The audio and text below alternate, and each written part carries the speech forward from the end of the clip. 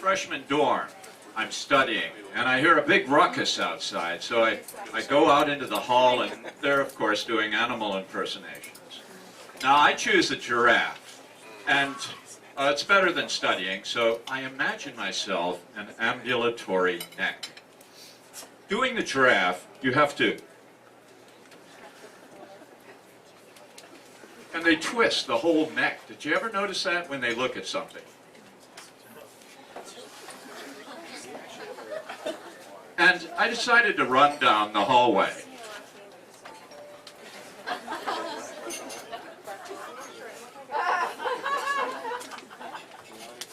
I took the evening. I was probably the best ever giraffe. Certainly on my hall, and definitely in the engineering school, and probably the College of Arts and Sciences. Right before my last year in college, I got a cool job at NASA.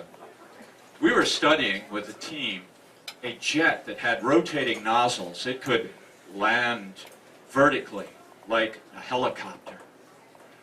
I was the photographer for the project, and we all went down to Wallops Island for a test observation. There I was on the side of the runway. I had the official NASA camera on a tripod, and next to me was a very serious student engineer from Rensselaer Polytechnic Institute. His name was Russell.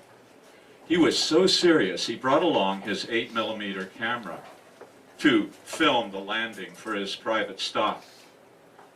We were there, and we got word that the pilot was 20 minutes late coming up the coast in this cool jet that could land vertically.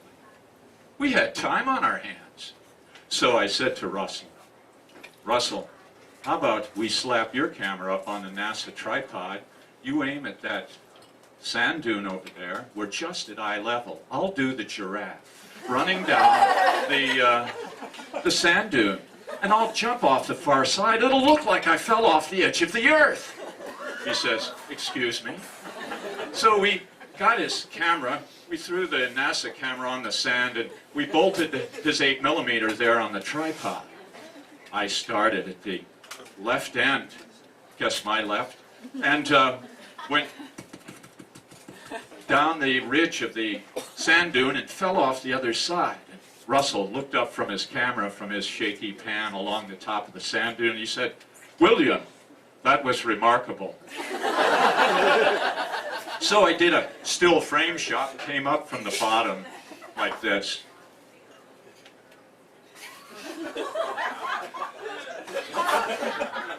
It was very effective. Then we got a message from the pilot. He was coming in. So we quick got the NASA camera back up on the tripod. Russell got his 8mm, and that jet came hovering over the tarmac and settled down on the runway. It looked like magic. And at the last minute, one of the nozzles must have been out of whack because it did a ground loop and crippled the landing gear. This was embarrassing. The fire engines had to be called out. They sprayed down the runway. They had to hack Lee Parsons, the cool test pilot, out of the canopy with a fire axe. The whole thing was a great embarrassment. When we got back to the office, our buddy, or our boss rather, Bob Shade, he said, gentlemen, we're going to need all the visual information. There's going to be an investigation on this.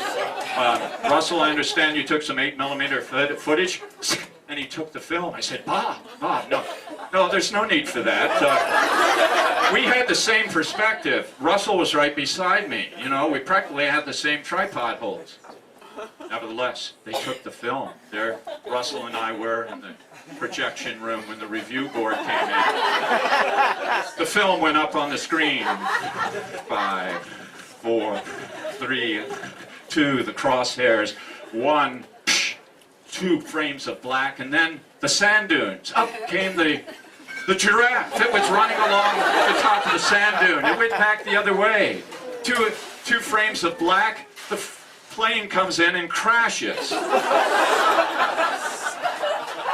The whole thing looked like it was done by a clown troupe.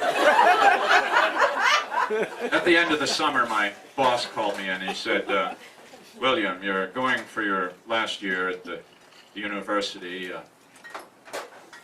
You know, you have a gift. it's not aerospace engineering. But my team has never been lighter. I had a great time this summer, largely because of you. Tell you what, you can come back and work for me anytime. I left this office on my way back to the university, and I thought, you know, that Bob Shea, he could have busted me good for that. But he appreciated me for what I had to offer. And as a boss, he was the best ever.